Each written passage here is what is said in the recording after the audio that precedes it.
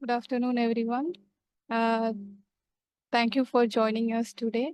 And I am Adira. Most of the foreign students may be familiar with my name through emails. And I work here in Niigata University in the SEARCH project as a project assistant professor, mainly coordinating all the programs under SEARCH. And today is our first lecture, as you know. So I welcome everyone to this lecture series, international lecture series, and welcome to the day one lecture. And today, as you know, we have Professor Satish-Kumar from Niigata University.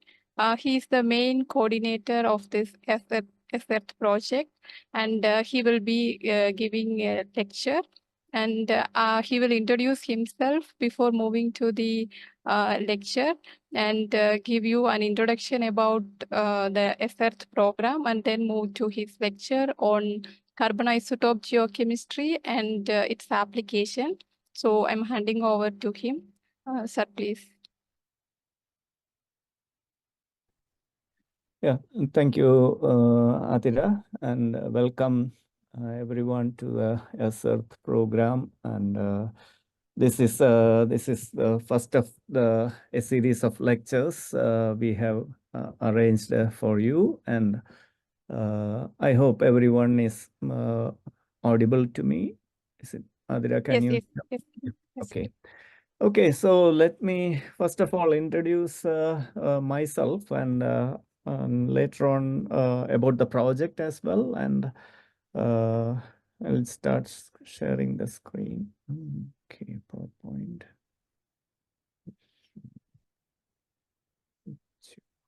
Just 1 second. Just make sure that in 2011, actually 2010, this is the day when we had a stormy weather and very heavy snowfall in our campsite. So we were spending the New Year Eve at this in such a situation. Okay, so that is what about my field specialization. But back in the university, I am a geochemist. I work on a lot of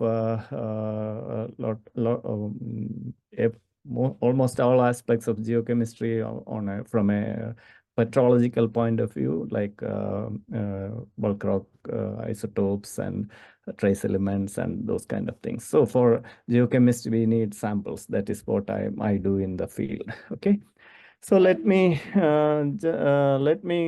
come to the project. I'll just spend about 5 to 10 minutes explaining about this project, because all of you and I hope most of you are first time looking at what is going on in this project. So our project is based on field research. So it was approved a year back. Some of you might have heard from your seniors who have joined this project last year.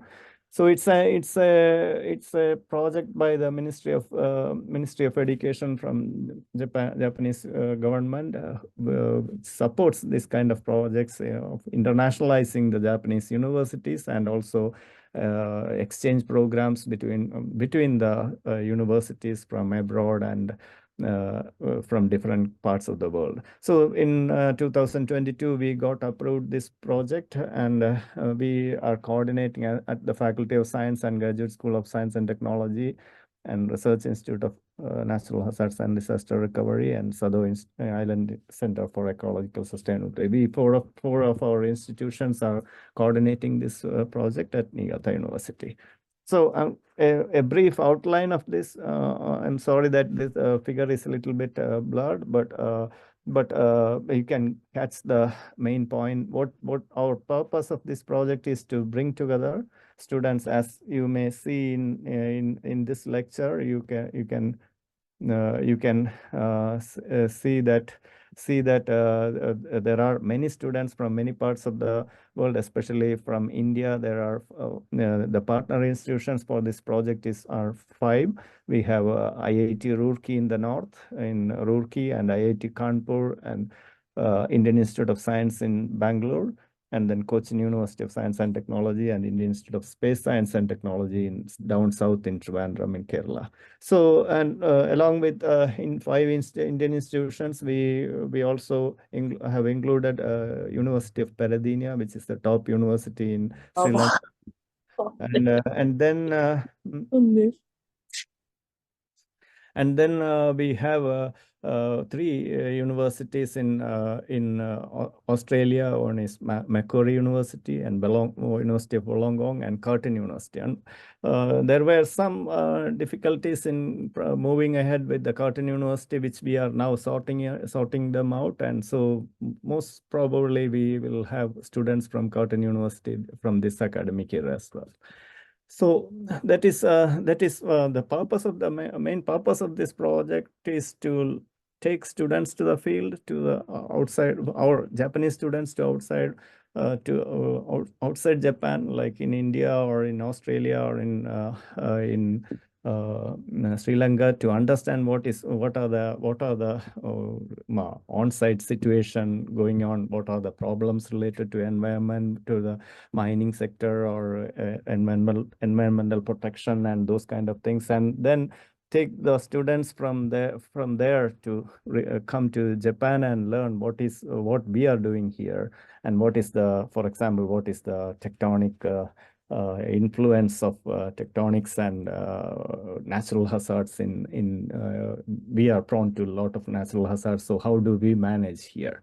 So these kind of exchange programs are very helpful in understanding the needs of the society as a whole, to see how we can manage and to make, of course, our lives more happy and go smoothly. So of course, it involves a lot of effort in it. As a team here, we do a lot of activities. So of course, we have this international lecture series in which I will come to it a little bit more later, and then we are planning to make it an online on-demand lecture as a whole. So after 2-3 years, many of your junior students or your friends may be able to directly enroll this program and get the credits by using a platform called JV Campus, Japan Virtual Campus, which is now under construction. We are slowly moving to that. That is done by the Japanese government. And through that, we want to see how well we can introduce our geology, our earth sciences, or environmental sciences to international students from all over the world. And in the end, well, of course, we want to make specialists who are not only geologists, but they are environmental scientists, and they can manage the resources and well, so that it is a sustainable. Yes, Earth, of course, it means sustainable Earth. We are thinking of a proposal which can deal with sustainability as a major part of the program. So, in as part of this program, we have several types of exchange programs, and all of them have have a student academic. It is involving academia and lecture series, as well as training, which in the end you will be able to get the credits, and which can be either converted to your institution, or you get something like open badge or certificates which are useful for your career. So we use this kind of programs, of course, in both in the undergraduates as well as in the postgraduate series. Students, we can get this kind of programs. I'll not those who are attending for long term long term programs. We will explain them in detail at a later stage. And last year we had a short-term program which was held in July, and this year also we are having it. I'll come to it later. And this short-term program, in that we had 29 students, 10 from Australia, 3 from Sri Lanka, and 16 from India. participated, and you can see here in the in the in the photograph here, having a group discussion on-site lecture by Professor Kurita, and then group discussion and learning, active learning techniques using. And we visited several sites as well, and we had a get together with our president, university president, in the evening as well. So we went to see the volcanic rocks and had a day of camping as well. And in the end, we had a presentation of student workshop as a closing ceremony. Okay. So this year we are also in a similar fashion. We are preparing to welcome the students. I know many of those students will be taking this lecture as well. So approximately or tentatively, we are keeping this schedule as, of course, arrival and departure is already fixed, but internal adjustments will be there. But still, we are having such a plan to go outdoor, and of course, after learning different techniques, indoor after learning field techniques, and then later we go to the field visit, as well as going to different geo sites, as well as internship program as well. So this is a yearly program what we are planning, and of course with that we have to have a background information. That is, of course, we are doing the international lecture series here. Today I am giving a lecture. So next week, Professor Paul Hesse of Macquarie University will be giving you a lecture. Like that, it will continue for several days, as Adira has sent you the information, like Professor Chandrasekhar, then Professor Shambhu Misra of Indian Institute of Science, then Cochin University, Professor Hatta, and then Dharmapriya from Peradeniya University, and Professor Sandeep Singh from Indian Institute of IIT Roorkee, as well as Satish-Kumar from Cochin University. So these are the online lectures, and then comes the on-demand lectures, which are available. We will inform you the way to do this, to connect to these lectures and get the credit. So we have these lecture series, on-demand lectures, which are already done last year. So those who want to learn the contents of the last year lectures, they are all welcome to view, learn from these lectures. We have 11 of them on-demand lectures, and then and for these lectures, as Adira has already sent you the information, you have to attend 8 lectures. That's a must, either online or on demand, and then submit two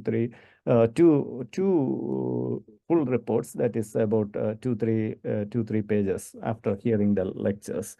And of course, in these lectures, it is not the contents what we teach you, but it is it is your own view, which after hearing the lecture, you thought of your own views and how to deal with some of the natural problems or natural environment, or what do you think about the future, or those kind of things about the environmental climate change, or more, whatever you like to emphasize. And if you, for on-demand lectures, we don't know when you are attending or when you are taking that lecture. So we need to know that you have taken the on-demand lecture. Then after hearing the lecture, you just send additional one page report that deals with the contents of the lecture. Well, of course, it is not your view, but the lecture contents, so that we know that you have taken taken that lecture. So altogether, it's a must that you have to attend 8 lectures, and with that 8 lectures and 2 reports, if you are taking on-demand lecture, that reports are also altogether you'll have to give these reports by July 5th. And with that, we can evaluate your participation in the lectures and give you credits and which can be in the future, it can be transferred to your university if if everything is properly done. Okay, so that is about this project as a whole. And of course, I have only told you about the inbound towards Japan. Parallelly, we have outbound. Our Japanese students also will go to India. Last year, they went to India and Australia, and this year we are.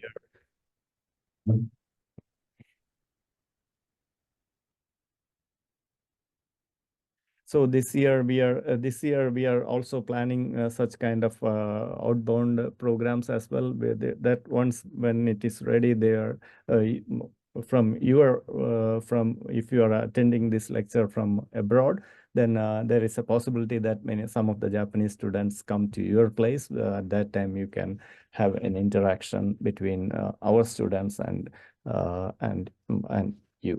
So it's a what is it's a parallel program which goes this way and that way, that so that it is useful for young students for interacting between different cultures, different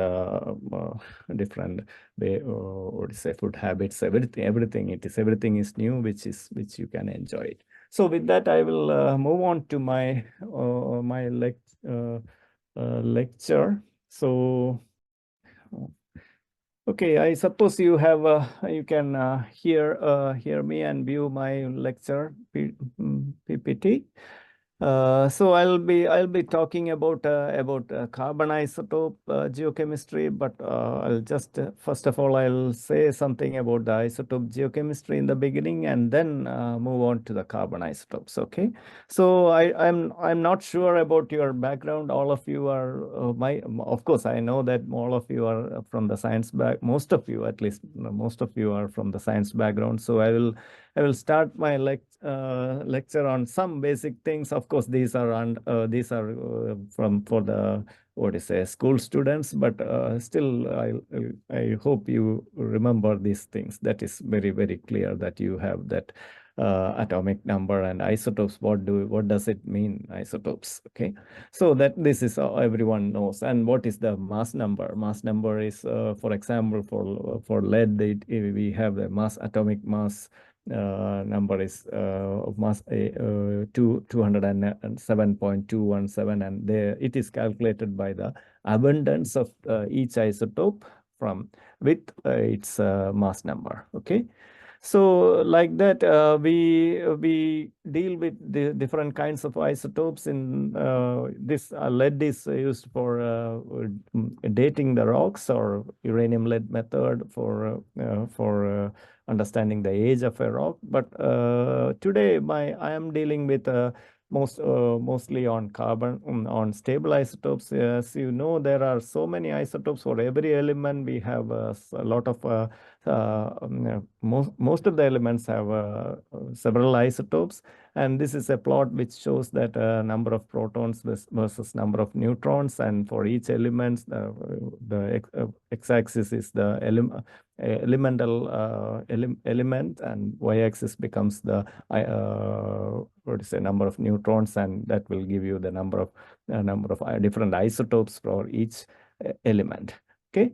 So there are several isotopes for each element, and we'll deal with that. And that there is a specific, some of my figures will show some Japanese characters, but that is basically because I want to make sure that some of our Japanese students also understand it well. But I will explain only in English, so that is clear for you, all of you taking this lecture from abroad. So you have on the x-axis you have the number of isotopes, and y-axis the number of the protons, Z, the number Z. So in this case, you can see that when it is odd and even, when it is odd, the atomic number of the element is odd, you have a lot of isotopes. When it is even, you have only one or two isotopes. That is what we call as Ordo-Hawkins rule. But that is one thing. And then we see the isotope.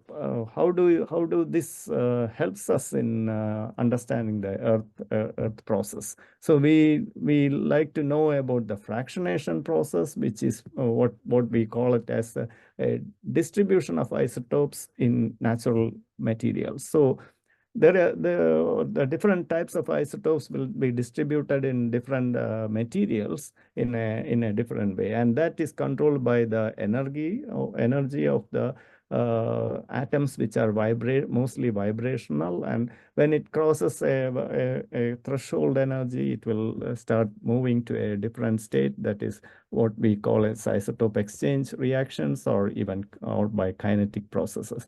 And I'll not be going in detail for these kind of things, because it becomes more physics and chemistry, which is away from what the topic which I am dealing. So for each isotope, for example, here it is oxygen. We say the diffusion kinetic process for each. Those who have studied something about geology, they know that these are all minerals. For example, we have mentioned here Q as quartz or anorthite, or this kind of minerals having a what is say, with the temperature, you have a log D, means diffusivity of oxygen how oxygen moves with respect to the temperature. So you have the negative at lower temperature, oxygen moves very slowly. When it becomes a higher temperature, it goes a little bit faster. So it again depends on which isotopes we are dealing with. If it is oxygen, for oxygen you have 16, 17 and 18 as a major isotopes. Then we have with respect to 16, 18 is slightly heavier. That is what the point here. And that the heavier isotopes are, once it is heavy, it means it is a little bit difficult to move. That it's very, very minor amount of energy what is dealing with, but still it has an impact in the whole process what we see in the Earth. So I will go for this. The point for today is that for everyone, the main point you need to learn is that there is a process called fractionation between isotopes in different substances. I'll take few examples which are very simple. You can understand it. Anyone who has studied science in high schools I suppose they can understand what I am going to tell now. So here we are saying about a fractionation. Fractionation means what is fractionation between two isotopes. So we say, in this case, I am taking an example of oxygen.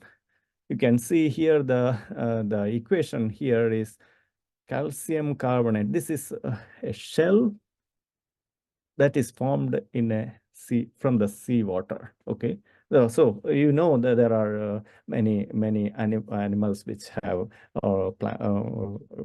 shells in hard shells.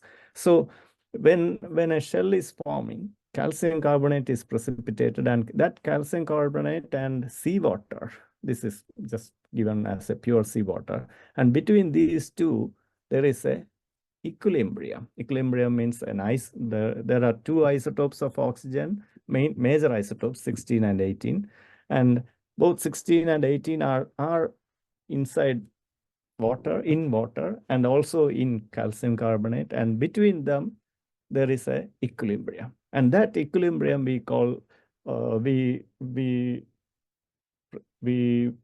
presume that equilibrium is caused by the temperature at which the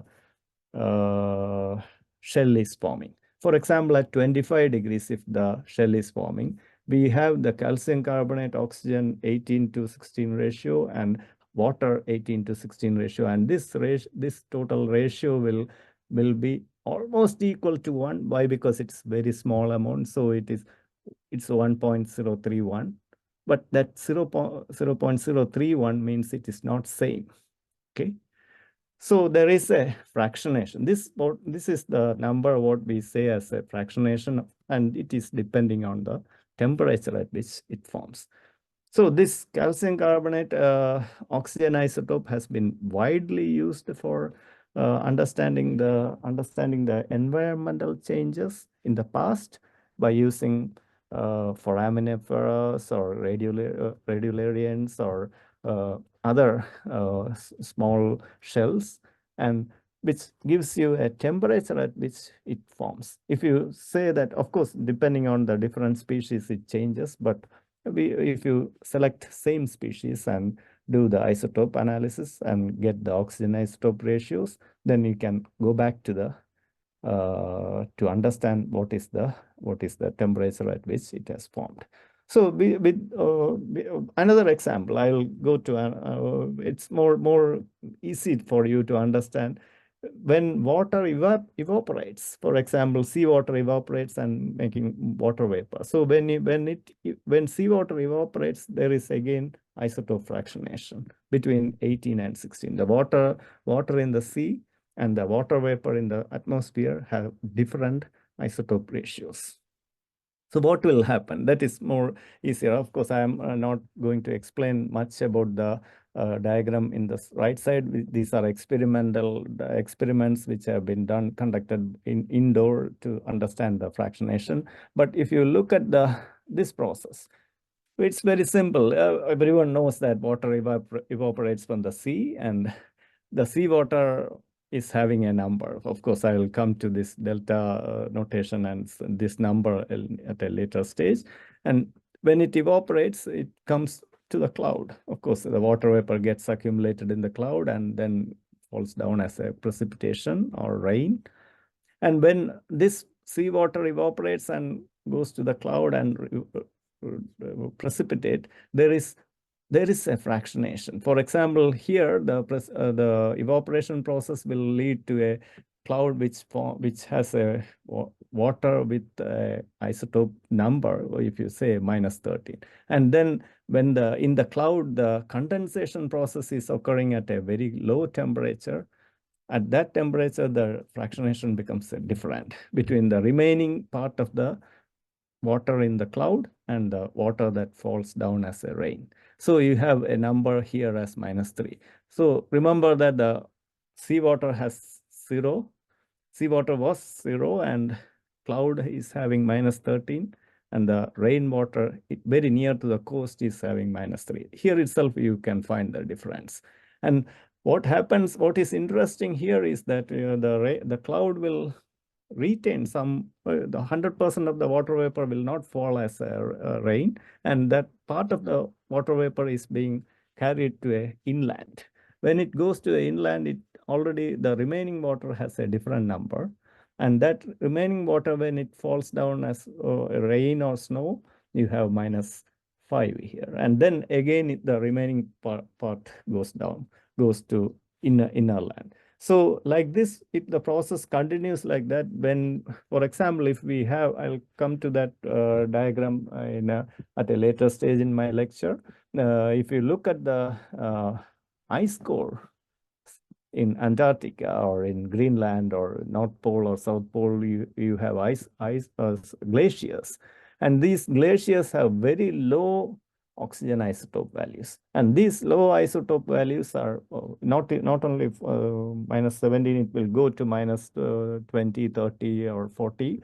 Those kind of numbers, it will go. That results in this kind of a fractionation process. So this is very useful in one way, that we understand at which point the water has entered the water has been precipitated as rain or snow, and whether the snow has melted, and those kind of things we can understand the process. So this is the main topic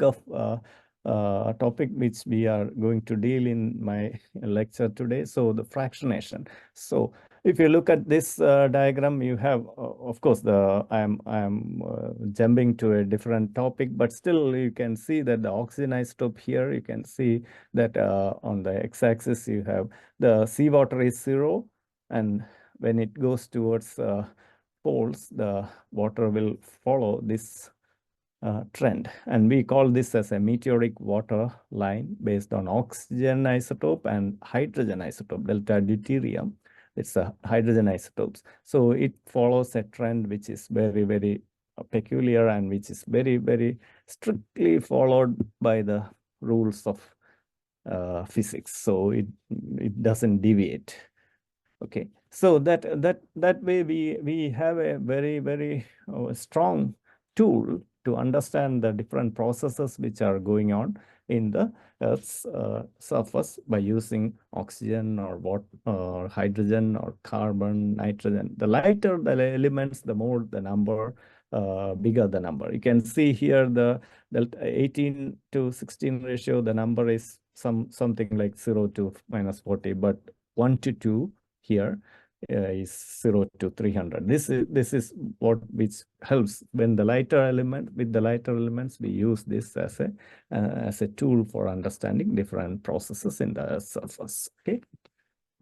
Okay, so you all have seen some of the diagrams which I showed before explaining what is delta. What is that delta number? So in order to have a language, I am talking to you in English, so you can understand. All of you are familiar with the language called English. That is why you are understanding my, I hope, something from what I am talking about.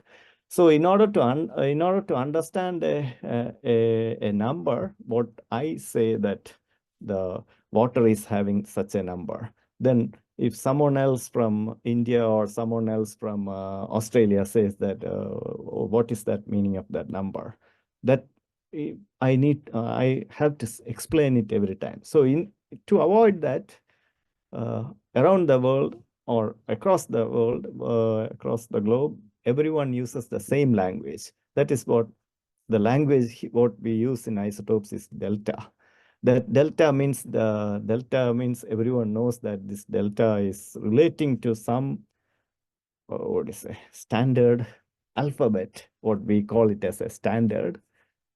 Here for oxygen, I have made an example here as SMOW. This SMOW I'll explain for other elements as well. This is a standard which we call it as standard mean ocean water. So you have a standard mean ocean water in as a standard, means that is common for everyone around the globe. And then with that, you just subtract your sample. Your sample is being subtracted from this standard value. So that means you get a small number, which is very, very small in 0.001 or 0.10 or 0.08 or something. So it's a small number. At least decimal in the 3 digits. In the 3rd digit, it changes. So in order to easily use it, we multiply it by 1,000 to get a per mil definition. So this is very simple, that you are going to say something about the water you have collected, or the gas or the CO2 gas you have collected from the atmosphere or from the ground, and then say that with respect to the standard, you are getting this number. So then you need not say that what is that number meaning. That number means it is the deviation which you get from the standard value. Okay. Okay, so I'll just skip this because these are the recent trends. When you look at the, I'll just simply explaining the atomic number is then in the x-axis. When it is low atomic numbers, the variations in the nature is very large. You can see here lithium, boron, nitrogen, oxygen, carbon, and sulfur has large amount of variations in per mil. Of course, hydrogen has much more, about 400 or 500 per mil variations are there. But for the heavier isotopes, it becomes very narrow. So of course, nowadays the trend is that we use these kind of elements also for understanding different different processes going on in the Earth's surface. So regarding the standards which we commonly use for stable isotope geochemistry is the lighter elements. I just concentrate on lighter elements here. You have the hydrogen. Hydrogen, of course, is it's the simplest one is water. So standard mean ocean water, that is more.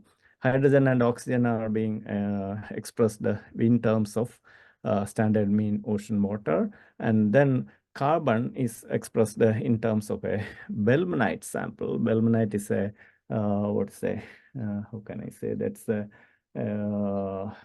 skeletal part of a squid, which has been collected as a sample from PD formation in US, and that has been this does not exist now, but we know the number, and based on that number we use that number as a standard for expressing our samples values. For nitrogen, it is atmospheric nitrogen, that is also simple. And for sulfur, we use a troilite. Troilite is FeS, iron and sulfur. And FeS from Canyon Diablo. This is a meteorite, which is very famous meteorite, which we use it as a standard. So these are the delta D, delta 18O, delta 13C, delta 15 nitrogen N, and delta 34S. These are the very commonly used, and nowadays it has been used for about 75 years, since 1950 or 49 when we started about using these isotopes in natural samples. So now coming to my own topic of study, or topic of lecture in this. It is on carbon. So let us look at carbon in a little bit more detail. This will help you in understanding the other isotopes also. The processes are same. Of course, what you deal with, the different materials might be different. The process might almost in the Earth surface processes are similar. Interior processes are similar. So it is more easy to apply for other processes as well, other materials as well. So carbon has 2 isotopes, and of course 3 with carbon-14. I'm not dealing with carbon-14, which is a radioactive isotope, which is used for age dating, that some of you might be very familiar with. So we have 12C and 13C here. 12C, its abundance is 98.89, and 13C is 1.11. That means it's almost 100, but 14C is very low in concentration, which is about 10 to the power of -8 or something like that. So the natural variations of this isotopes ratios is between about -100, about 100 per mil, from about +20 to -80. That is what we used to find in natural rocks. So where is this carbon? Of course, everyone knows that atmosphere. We are very much worried about atmospheric carbon dioxide. That also I'll touch in my talk later on.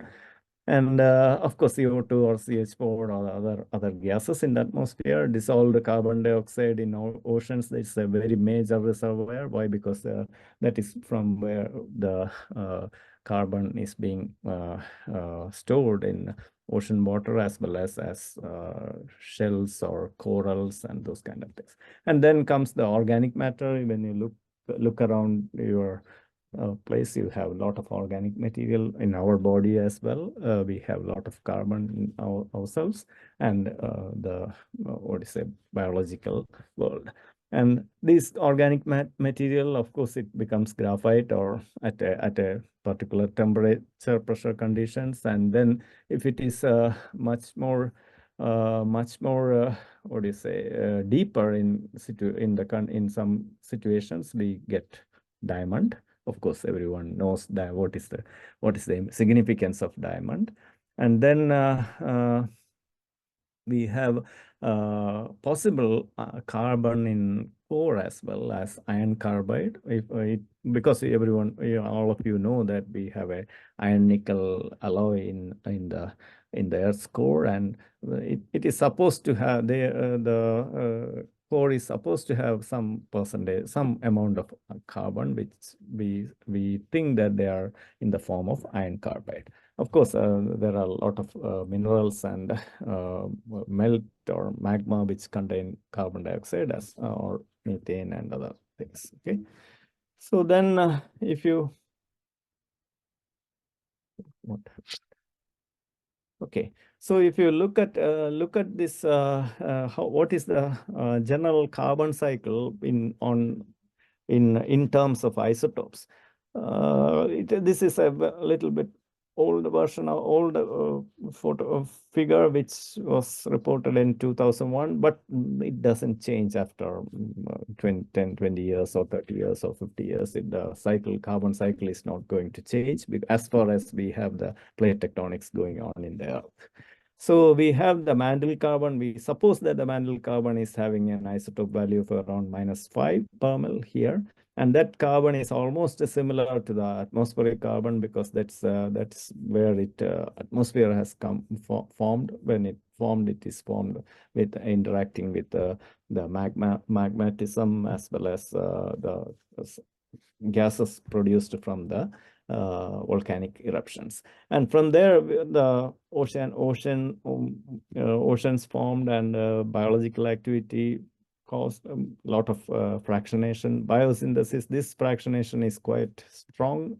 It will take the delta 13C values to negative. For fresh organic matter, has a range from -15 to about -35, or those kind. This much broad variation is found in delta 13C values. So if in the fresh organic matter, and that will go to the sedimentary organic matter, for example, coal or even petroleum products, as well as graphite or those kind of sedimentary organic material. When it is in depth, it will form the same material over here with the isotopic range, similar isotopic range. And of course, it comes to graphite, or but later on, when it goes subduction process or turns back to the mantle and get mixed up. What is happening in the oceans is that we have marine carbonates, which are deposited as corals or limestones or shells, those kind of material having 0 per mil as a on average, and then somewhere in the 0 range. And then we have that carbonates which turns to marble and mantle carbon, and those kind of material is being stored as a source of carbon in as crust or in mantle or in subduction. And of course, this is the general trend of the carbon as a whole.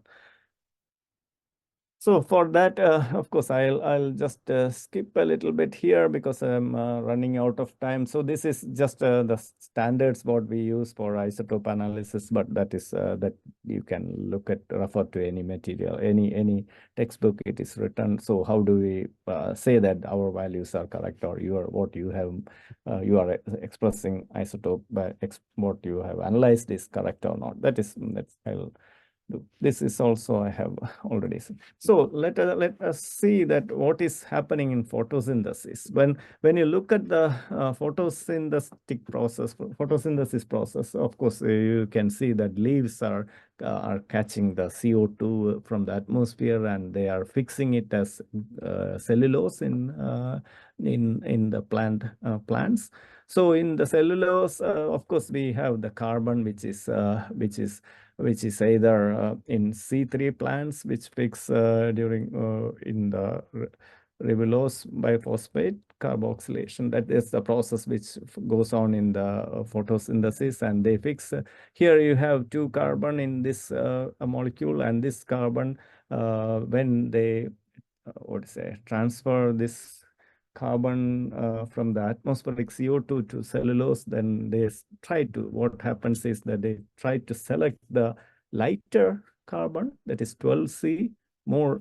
Why? Because it is having a very small lower energy than the heavier carbon. So the energy difference between the 13C and 12C is very small difference is there. That difference, during the photosynthesis, the plants used to try to catch that difference to make it more easier for them to make the cellulose.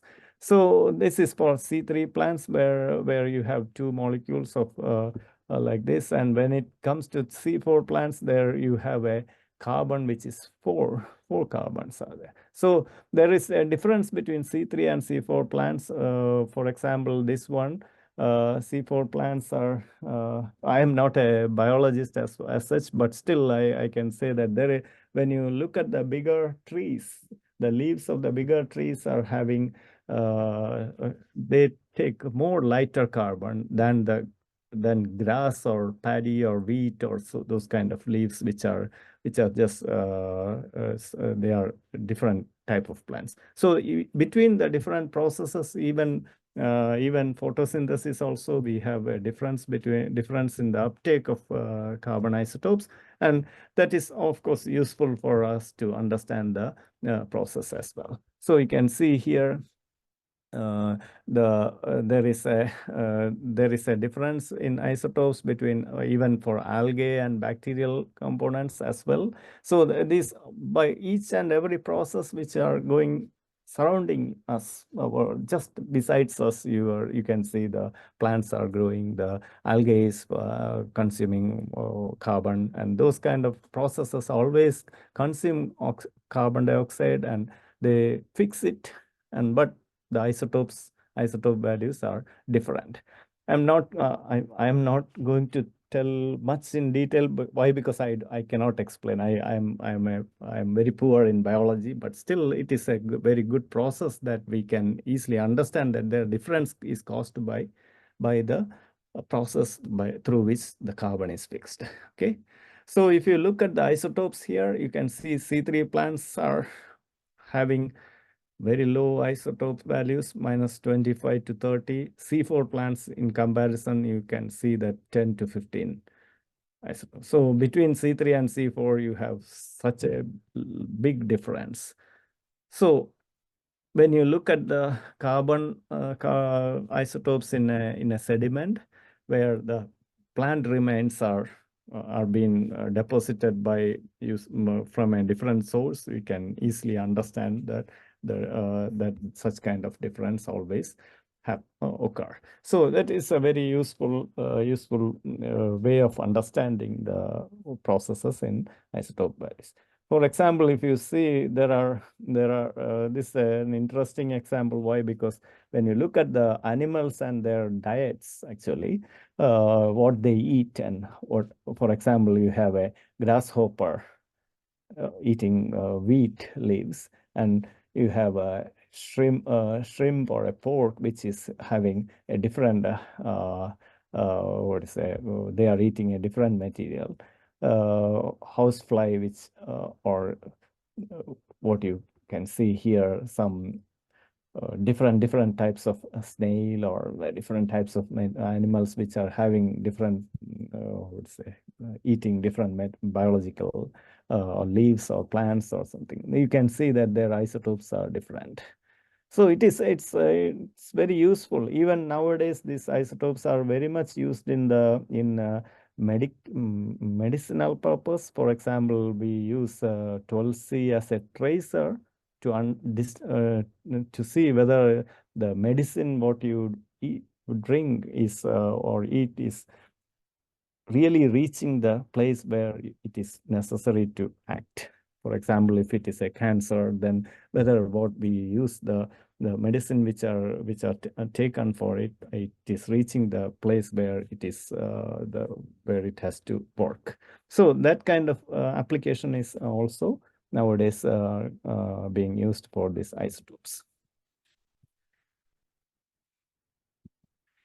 Altogether, if you say about the surface processes, I have slightly deviated from my talk, but it is all what is going on the surface. You have plants which are uptaking carbon from the atmosphere, and then ocean water, it is CO2 is being dissolved in the ocean, and then what is it being circulated to the deeper ocean, and of course we are using carbon as a fossil fuel, burning this negative. So this is what we say. These numbers are somewhat useful to say that how much is being uptaken and how much is being released, and what is the isotope value of the released material. So, and something are being deposited. So it's a short-term carbon cycle, and how the carbon isotopes is being records these kind of processes. This has been used for past 2-3 decades to understand how the carbon is being circulated, and we are of course very much interested in how we can reduce this carbon dioxide in the atmosphere, and how we can fix carbon as some sort of material in which can resist weathering and other processes for a longer time. So if you look at the atmosphere, coming to the what do you say, this fossil fuel process, when you look at the atmospheric carbon dioxide, so you can see here CO2. Of course, this is a little bit too old for when you look at the modern age of science. We can have to be up to date, because I took this from a textbook. That's why it's if you look at the carbon dioxide ppm of atmosphere, it start from 1965 values.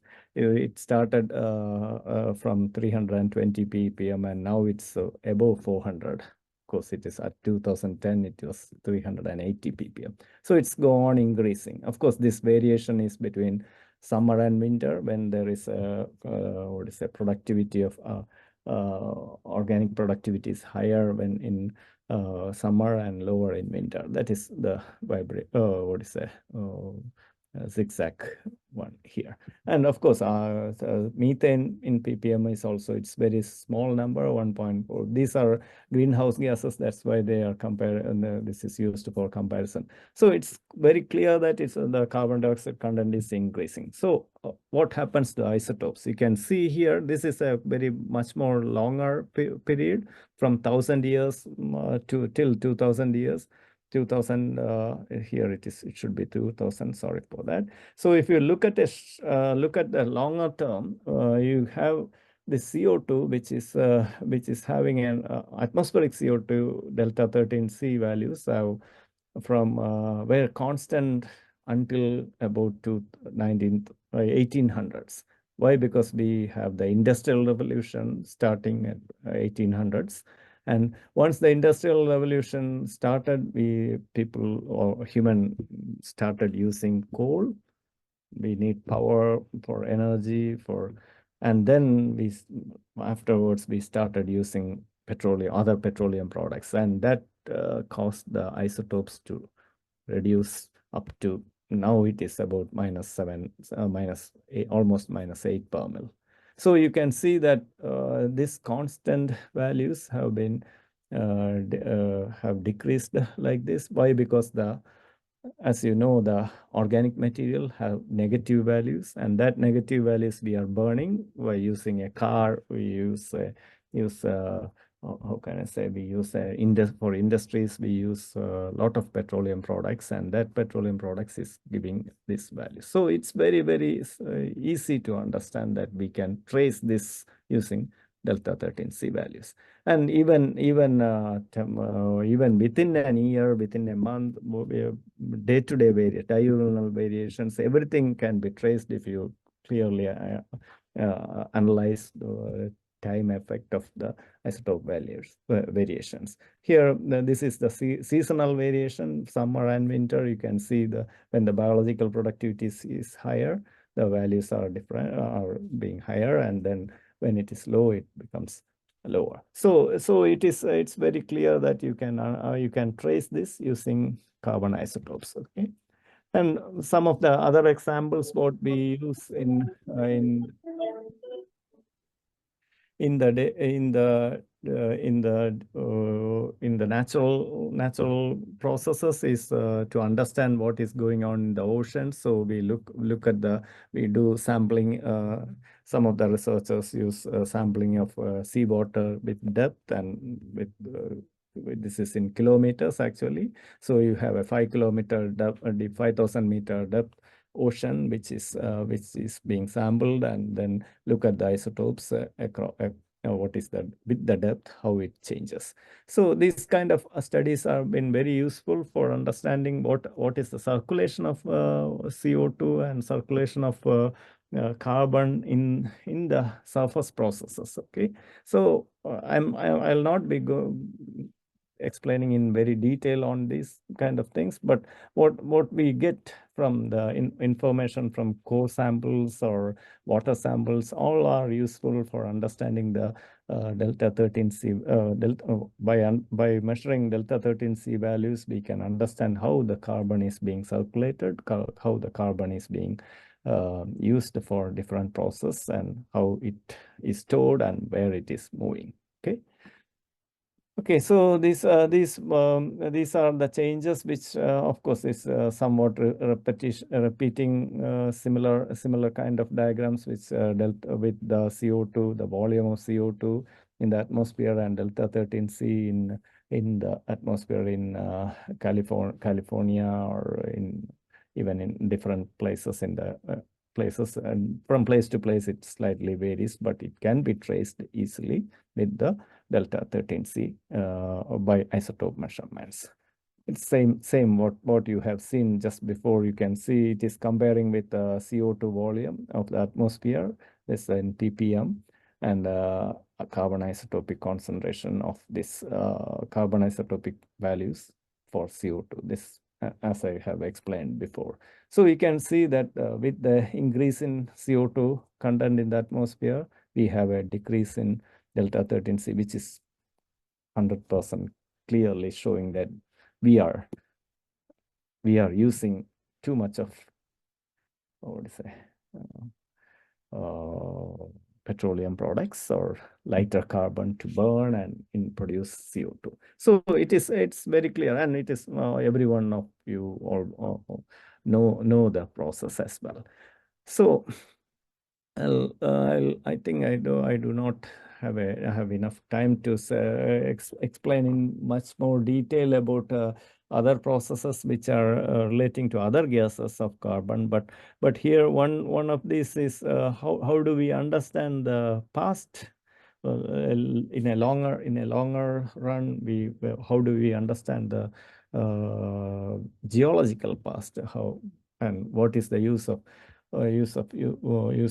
fossils as fossil shells to understand the carbon cycle or the processes in carbon. For that, we have to even understand what is the difference between different species in different fossils. So like the C4 plants or C3 plants, we need to have a basic understanding of what is the isotope range, what we get for different materials. For example, here you can see the foraminifera, which is very common shells in the sea, and that is being used for carbon isotope measurements. And this is very important that we understand how this species is being they are building up their shells and at what depth they can dwell, and that again depends on what is the temperature of the seawater. So it's very directly a measurement of temperature. We can get the temperature condition of the seawater, with which in turn we can understand the paleoclimatology. So it has been used for several decades now, but still the basic concept is that when the seashell forms at a particular depth where they are living, and that will catch this delta 13C as a record at that point of time. Okay, so and depending on the species, it will change. And when you say about different processes, we have to also think about what are the processes which can alter this kind of records. So we need to make sure that it remains constant. So for that we use both oxygen and carbon, which I will not be explaining much, because it becomes more and more difficult when you say about the processes which are having alterations. So we need to make sure that the samples which you measure from the sediments are pristine enough, and they have records which are useful. During plate motion or plate tectonics, the rocks which are sedimentary rocks which will metamorphose, and that means when during metamorphism there will be some changes, and that changes we can understand using carbon oxygen isotopes. That is also a process which is very important to understand, but I'll not be dealing much in detail for that also. Okay. And in the mantle, we have a lot of different materials, which, for example, as volatile components, as some fluids in minerals, and those kind of fluids can be measured as well. So these kind of things are used for example, diamond fluid inclusions, and many others have carbon in it. And that carbon also can be used, isotopes can be used to understand their origin. For example, diamond in the mantle. So you can see here the variations in diamond values.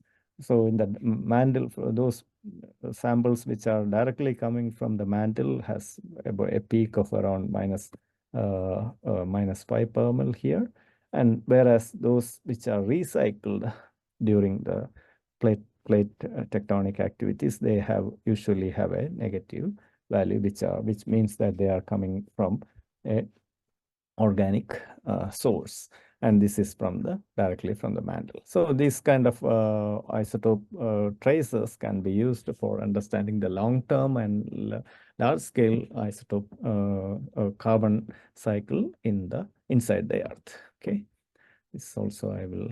This is for the carbon for the meteorites. So when you look at the meteorite values, most of the here you have diamond or silicon carbide, for example, you see SiC, which can go up to plus 8,000 per mil. This is a percentage scale variation here.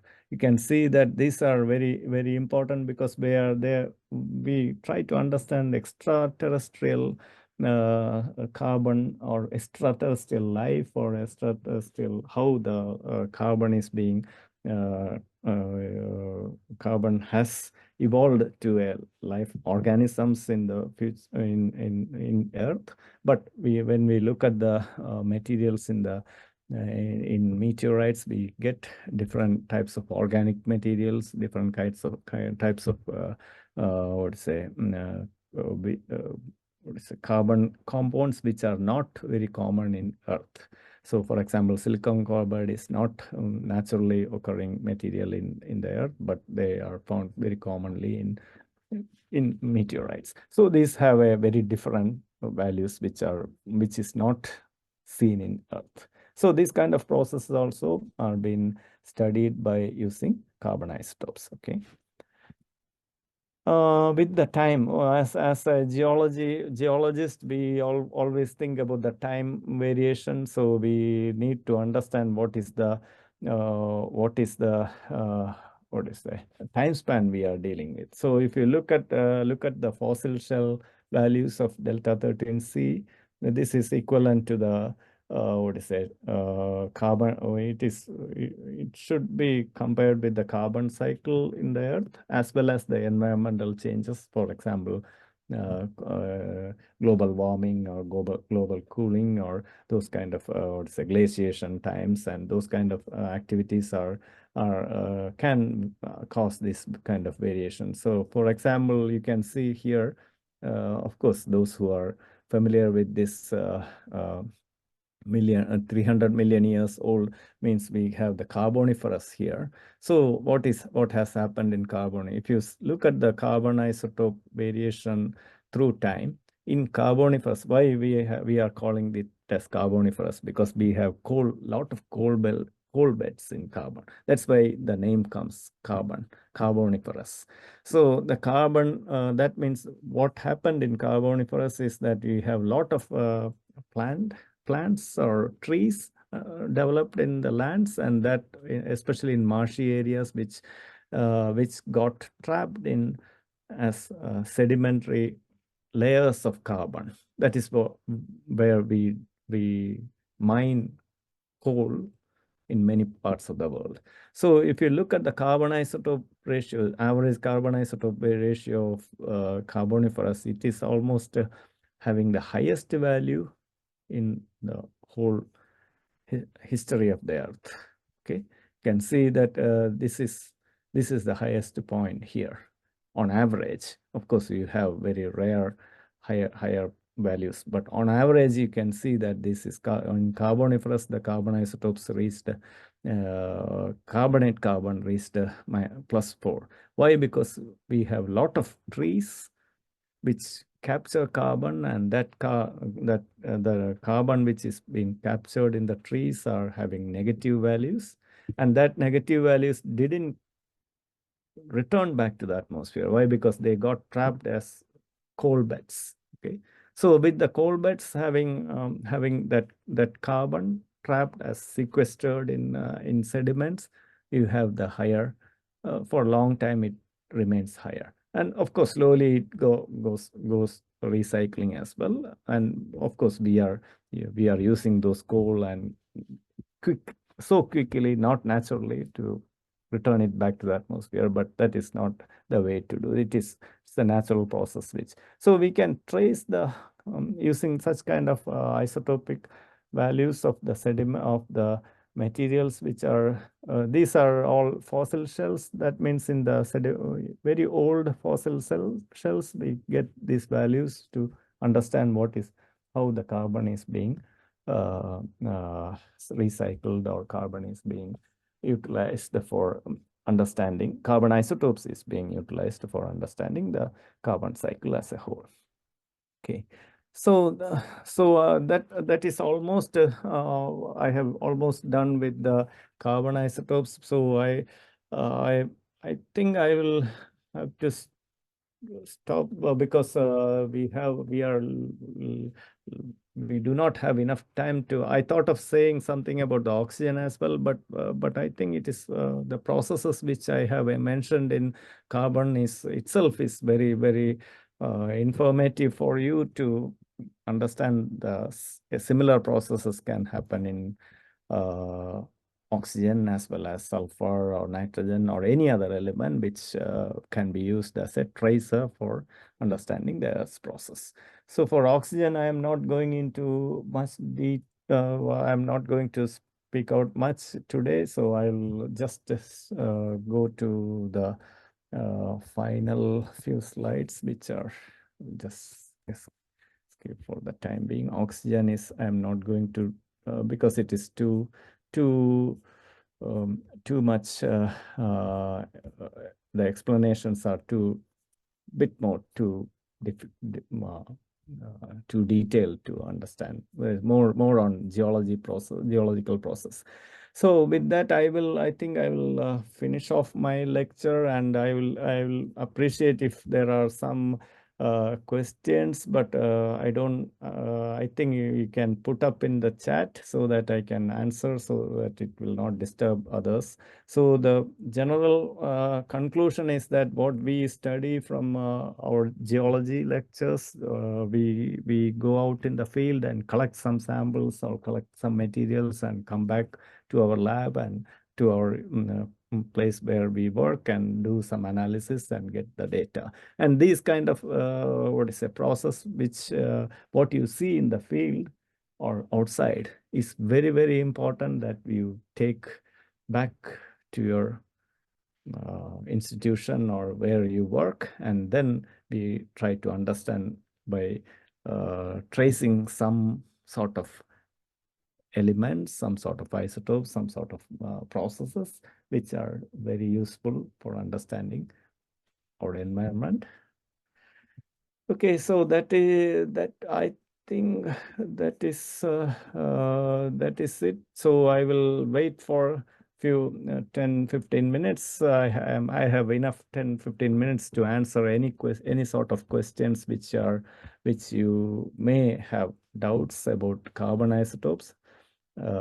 Please chat your question, and I will try to answer whatever things what I have told you in this lecture. So thank you very much for listening my lecture, and I hope that in the future I will be able to see you either in some of you are visiting Niigata in the short-term program or in the future, but some of us will be visiting your institution.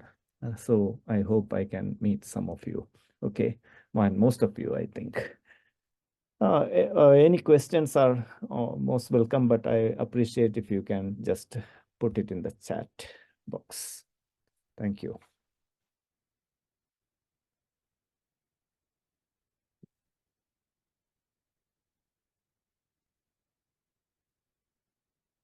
Those who does not have any questions, they can, of course, they can leave the lecture as well.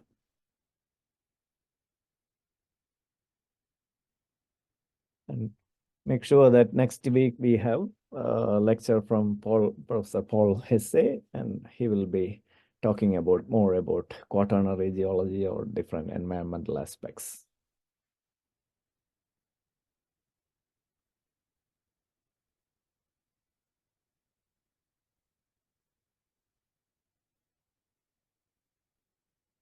So one of the students have asked about the product, analyze the productivity, what type of sample. So productivity, I could not exactly understand the productivity. You mean by if it is biological productivity, then we need to think of analyzing different biological samples. Of course, each and every biological sample has its own isotope values, and if you collect the same species of plants or animals or whatever it may be, the same species for a time-bound series, then we know the what is the changes that happened because of the productivity. If there is a lot of productivity in the summer or in the rainy season, the plants grow very fast. That productivity is recorded by the changes in isotope values. Okay, I hope you got it. Yeah, that is true. Biological productivity. So what are the methods used for 13C? Of course, we use mass spectrometry. Mass spectrometry is the basis of isotope geochemistry. We measure the isotopes of CO2. We convert whatever material containing carbon into CO2, and then that CO2 is being used as a used in the mass spectrometer to identify how much is the ratio between 12C and 13C. So any material which can be converted to CO2 can be used for isotope studies. Of course, nowadays there are advanced methods to measure directly from the sample as well. So mass spectrometry, that is how we use the measure 12C and 13C in any sample. Okay.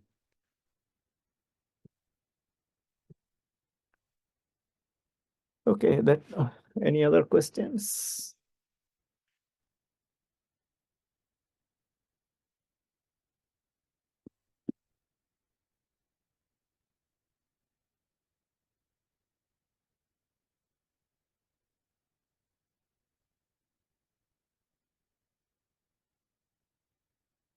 About oxygen isotope records from lake sediments, of course, it is oxygen. Oxygen is quite why I didn't explain it about oxygen is it is little bit more complicated. Why? Because we have oxygen everywhere.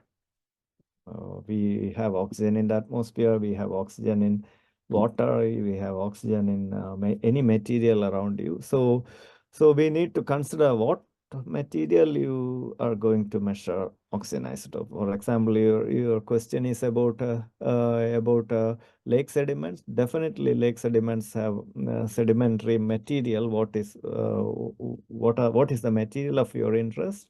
So, if you, for example, if you measure a shell like even lakes contain some shelly organisms which can catch the oxygen, but then from where that oxygen comes from, or clay materials which are deposited in sediment. So that depends on materials, and when you select the material, then that depends on your purpose of measuring the oxygen isotopes of sediments. Of course, people used to try oxygen in lake sediments or ocean sediments.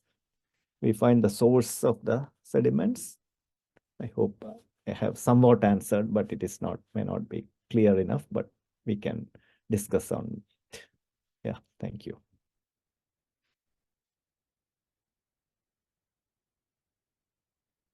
Yeah, about rewatching this lecture, sure, we will be having a video or on-demand lecture of the same lecture will be is recorded and will be shown. You can contact Adira and get the link. So those who like to watch, they can directly contact, but we will give the information at a later stage. Definitely, it is available on demand.